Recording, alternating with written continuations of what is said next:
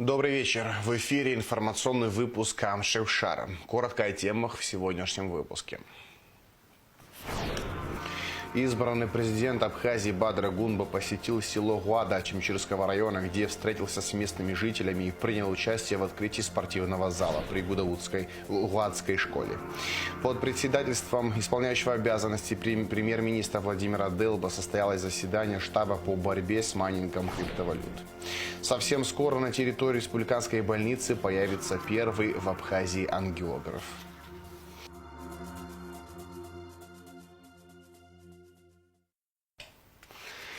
Исполняющий обязанности президента Абхазии Бадыр Гунба посетил село Гуада Чимчирского района, где встретился с местными жителями и обсудил с ними насущные проблемы. Избранный президент также принял участие в открытии спортивного зала при Гуадской школе, в котором были проведены ремонтные работы при содействии государства. В поездке Бадру Гунба сопровождали избранный вице-президент Бестан Бигвава и спикер парламента Лаша Ашуба.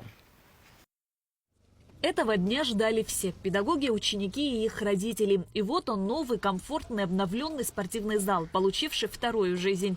Перед торжественным открытием спортзала исполняющий обязанности президента Бадыр Гунба, избранный вице-президент Беслан Бигвава, спикер парламента Лаша Ашуба, представители общественности и школьники возложили цветы к мемориалу жителям села Гуада, погибшим во время Отечественной войны народа Абхазии.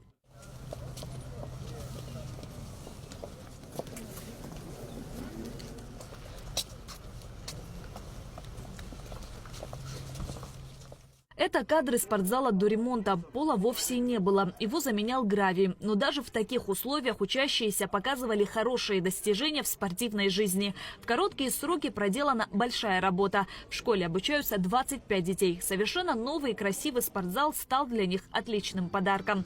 Праздничное настроение чувствовалось во всем. И в хорошем настроении ребят, и взрослых, и в торжественной музыке, разносящейся по обновленному спортивному залу, и в выступлениях ребят.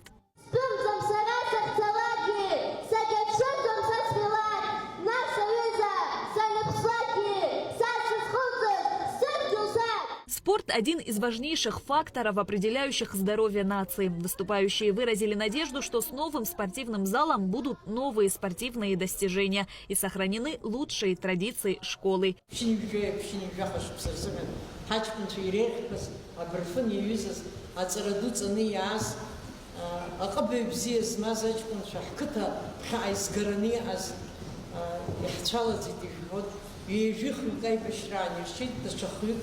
Ай бешрештахе, аха ахирхчозги хиршит шинюе юнизки абаш псерзгана агрбичман хиршит агирдавича ашарич конша аха хиршит вижа харахзнари ахаду ахзнари итшдзду вахна духонба жафи буртркон бита чаразарс. Обновление спортзала стало возможным благодаря поддержке Бадры Гунба. В своей речи исполняющий обязанности президента отметил важность всесторонней поддержки абхазских сел, подчеркнул особую роль села в сохранении и развитии абхазского языка и традиционной культуры.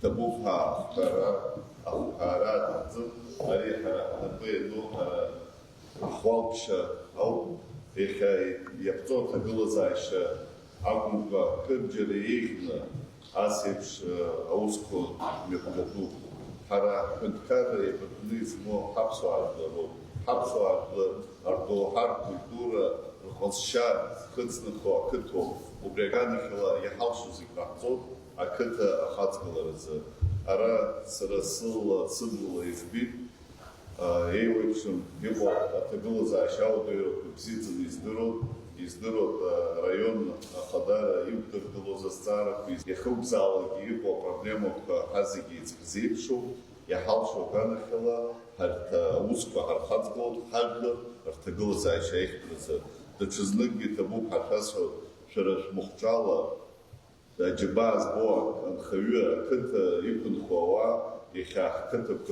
и проханих шумо табу харас стопу арцитша кыта же аджиба нудз бо апчку за зо шарин зо джиба нудз хара хазахёб, эйвэпшу машитракагаца. Спикер парламента Лаша Ашуба приветствовал в своем родном селе избранных президента и вице-президента. Он отметил, что это большое событие для села и поблагодарил руководство страны за оказанную помощь. Одна из первых встреч в селах Абхазии проходит в нашем родном селе Сергея-Пада Чепчинского района. Сегодня и повод есть. Я думаю, что еще много поводов будет для совместных встреч в этом селе. Я со своей стороны от имени жителей села, от имени, владцев, хочу вас поблагодарить за то, что вы посетили наше село, за то, что оказываете помощь. Беслан Владимирович на протяжении всего времени оказывал не только нашему родному селу, но и всем селам Ачимчирского района большую помощь по мере возможностей. Бадр Зурович, вам отдельная благодарность, что вы, несмотря на такой загруженный график, нашли возможность сегодня приехать в наше село. И, конечно же, спасибо ВАЦ. Ремонт спортивного зала – прекрасная возможность для улучшения здоровья и досуга обучающихся. Спортзал уже зажил своей обычной шумной жизнью. И кто знает, возможно, кто-то из этих ребят в будущем станет известным спортсменом. Шазина Ханагу, Аляс Курсая, Алексей Гухава, Абхазское телевидение. По итогам прошлого года выявлено 2059 единиц оборудования для добычи криптовалют. В этом году, по данным МВД, изъято 93 аппарата. Отмечается значительное снижение среднесуточного объема потребления электроэнергии, однако собираемость платежей остается низкой. Под председательством исполняющего обязанности премьер-министра Владимира Делба состоялось заседание штаба по борьбе с майнингом криптовалют. Репортаж Али Китрадж. По итогам 2024 года было выявлено 2059 аппаратов по добыче майнинга криптовалют. В текущем году изъято 93 аппарата. Все они помещены на складах хранения. По словам исполняющего обязанности министра энергетики и транспорта Джансуха Нанба, в целом результаты есть, но данные показывают, что майнинг имеет место быть. По последним данным, потребление электроэнергии в сутки снизилось с 10 миллионов киловатт-часов до 5,5 киловатт. В основном это связано с потеплением. Джансух Нанба также сообщил, что министерство разработала законопроект, предусматривающий уничтожение изъятого майнинг-оборудования. Если коротко, суть этого изменения заключается в следующем. На протяжении всей работы по борьбе с майнингом надзорные органы сталкивались с проблемой уничтожения. Санкция статьи предполагает конфискацию, но возникала проблема уничтожения, в связи с чем связано накопление этих машинок на соответствующем складе. Наша инициатива полностью решает, законодательная инициатива полностью решит эту проблему. У соответствующих уполномоченных органов появится возможность при решении суда о конфискации соответствующего оборудования, которое использовалось для производства и добычи криптовалюты, уничтожать в установленном порядке. Общий объем собираемости за электроэнергию в 2024 году составил 48,4%. В первые месяцы текущего года собираемость за потребленную электроэнергию составила всего 26,6%. Исполняющий обязанности премьер-министра Владимир Делба особо подчеркнул, что борьба должна вестись не только с майнингом, но и с недобросовестными потребителями, которые незаконно подключаются к электросетям. Он призвал соответствующие службы усилить работу в этом направлении. Я очень прошу обратить внимание на то, что необходимо, будем говорить мягко, более тщательно этим заниматься, более тщательно. Так не должно происходить. Бадр Зурабович поставил конкретные задачи по борьбе с этим явлением. Как явление, наверное, сейчас это в принципе еще какое-то время не исчезнет, но к этому надо стремиться. Мы наносим сами себе и своему государству в этом смысле огромный ущерб. Мы все прекрасно знаем цену за 1 киловатт, когда мы ее приобретаем у наших коллег в Российской Федерации. Но неужели этого стоит? Вот сейчас гуманитарный переток шел, он тоже цену имеет, но для нашего сознания, наверное, мы все понимаем, что он гуманитарный, он бесплатный, но он же не бесплатный. По данным МВД, в текущем году их сотрудниками изъято 93 аппарата. Заместитель председателя таможенного комитета Зураб Ашуба сообщил, что таможенными органами в прошлом году было изъято 262 аппарата для майнинга, а за последние 2 недели 6 единиц. Усиливаем позиции как на самом таможенном переходе, так и по посттаможенному контролю. Основная львиная часть изъята – это посттаможенный контроль. Потому что прибегают с разными исключениями, разбирают на мелкие части, дробят и на месте фактически. В настоящее время по всей стране установлено более 28 тысяч приборов учета. В 2025 году работа в этом направлении будет продолжена. Сотрудники Черноморэнерго на совещании предложили свои методы по борьбе с незаконным подключением к электросетям и майнинга криптовалют. Члены штаба согласились с предложениями. Также исполняющий обязанности министра энергетики и транспорта Джансух Нанба предложил создание биллинговой системы учета. Всеми необходимыми ресурсами, в том числе и финансовыми, решение данного вопроса обеспечено. Необходимое оборудование техническое закуплено, то есть приобретены соответствующие приборы для хранения информации, соответствующие системы, связывающие приборы учета с биллингом. То есть достаточно большая работа проведена. Теперь осталось только завершить ее и принять ее, так скажем, в работу. Исполняющий обязанности премьер-министра Владимир Делба особо отметил, что если ситуация с собираемостью за электроэнергию и незаконным подключением к электросетям не изменится, то страна может оказаться на пороге энергетического коллапса, как это было в декабре прошлого года. Владимир Делба призвал к ужесточению мер по борьбе с незаконным майнингом. Сейчас большая беда – это потребление электроэнергии. Мы же с вами прекрасно понимаем, социально-экономическое развитие нашей страны, оно в том числе состоит из многих компонентов и в том числе состоит из электроэнергии. Но ее, если не будет или не хватает, ну как мы будем развиваться? В завершении заседания штаба по энергетической безопасности были даны соответствующие поручения службам и ведомствам. Алика Трапшина, Алгвинджи, Абхазское телевидение. Граждане Абхазии, имеющие также российское гражданство, могут беспрепятственно пересекать российско-абхазскую границу по абхазским паспортам. Как прокомментировал в нашей программе министр иностранных дел Сергей Шамба, между Абхазией и Россией существует договор, согласно которому границу можно пересекать по любому паспорту. В Министерство иностранных дел поступает информация, непроверенная, правда, зачастую, о том, что проблемы возникают на границе с Российской Федерацией при пересечении для граждан, имеющих двойное гражданство, представляющие абхазский паспорт, якобы требуют российский паспорт. Ну, этот закон был принят еще в 23 году, и с этого времени иногда возникают какие-то вопросы. Но так, чтобы по этой причине кого-то не впустили в Россию, таких фактов у нас нет. И вот сейчас недавно, видимо, были несколько случаев, связанных с тем, что люди сейчас едут для того, чтобы оформлять пенсионные карты и демонстрируют и абхазский паспорт, и российский. Поэтому у них возникают вопросы. Но никого по этой причине не задерживали, всех пропускают. И мы сейчас переговорили тоже с соответствующими службами, и с посольством российским, и с теми, кто занимается этими вопросами.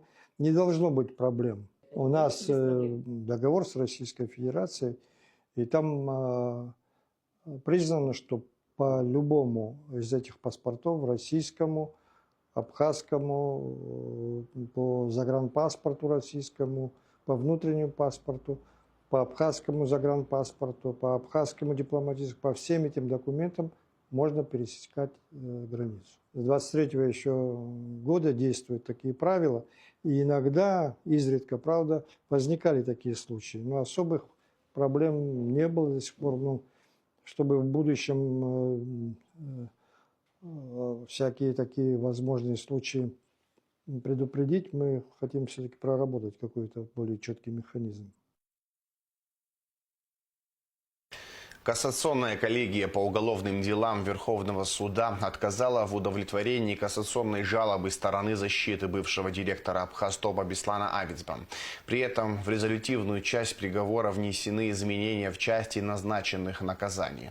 Беслану Авицба назначено наказание в виде штрафа в сумме 1,5 миллиона рублей в доход государства. Гражданский иск на сумму более 144 миллионов рублей в пользу Абхазтопа оставлен без изменений. Напомним, что приговором Сухумского городского суда от 16 июля прошлого года бывший генеральный директор РУП Абхазтоп Авицба Беслан Иванович был признан виновным в хищении путем присвоения и мошенничества в период с 2016 по первое полугодие 2020 года денежных средств в сумме 144 миллиона 172 тысячи рублей.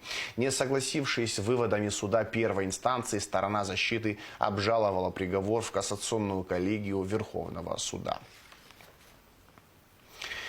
Приговором Верховного суда Рудольф Саканя, уроженец и житель Гудаутского района, обвиняемый в умышленном убийстве гражданина Цоцория, произошедшем 5 июля 2011 года в Бзыбском ущелье, а также незаконном хранении и перевозке огнестрельного оружия, признан виновным и приговорен к 7 годам лишения свободы с отбыванием наказания в исправительной колонии строгого режима.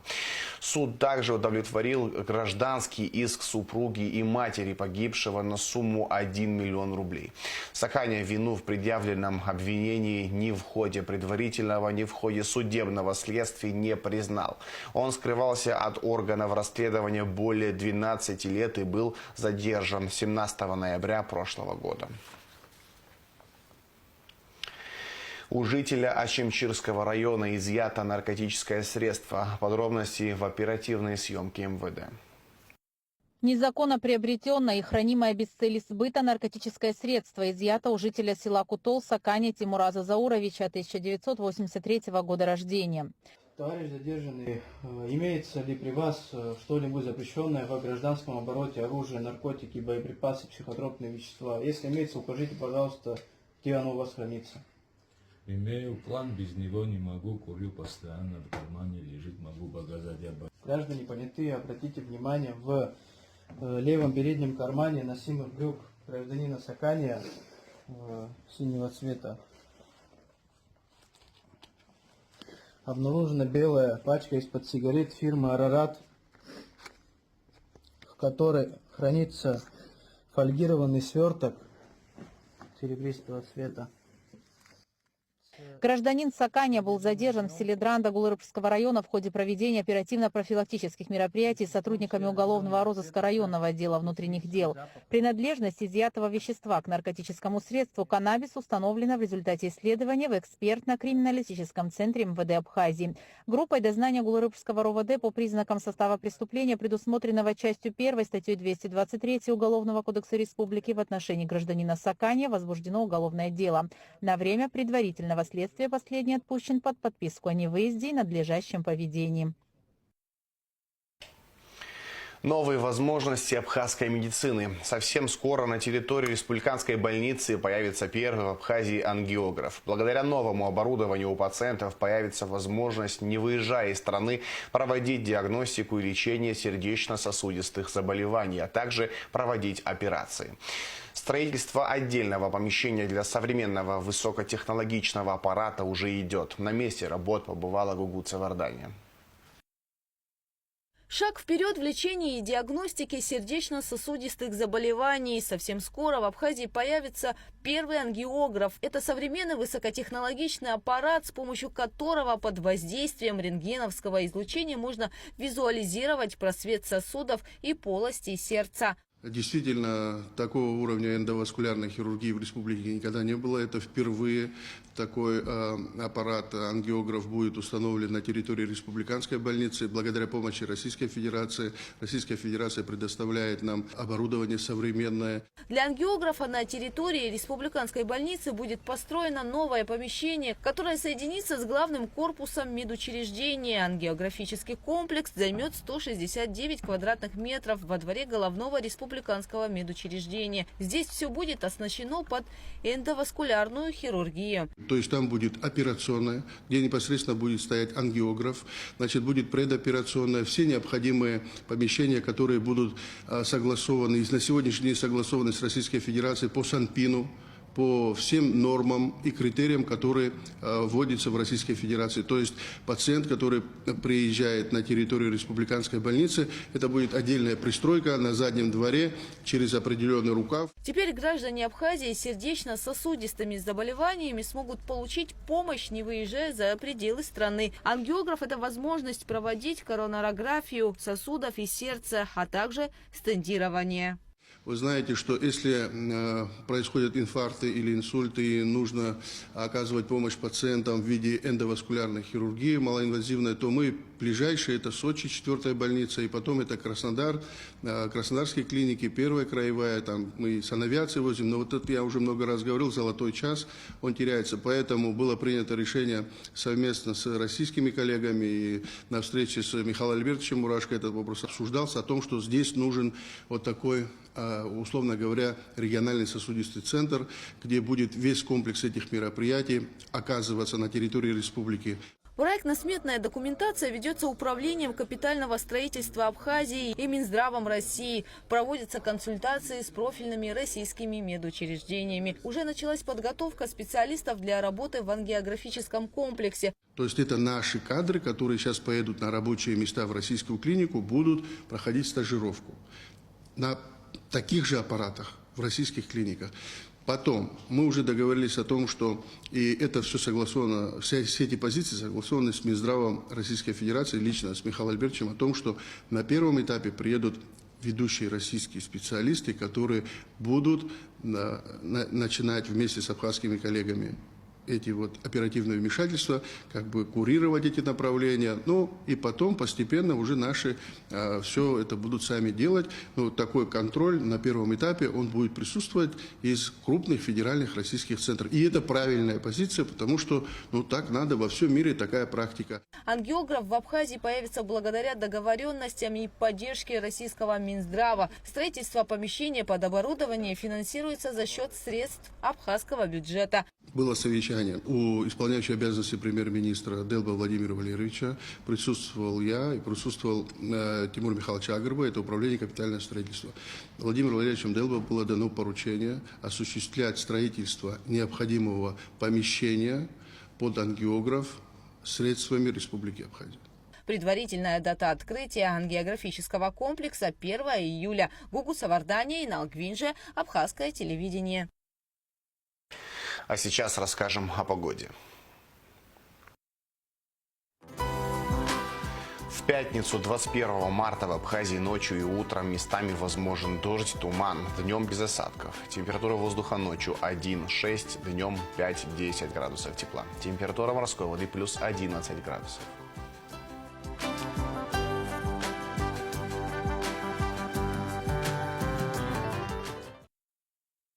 На этом информационный выпуск Амшикшара подошел к концу. Всего хорошего. До свидания.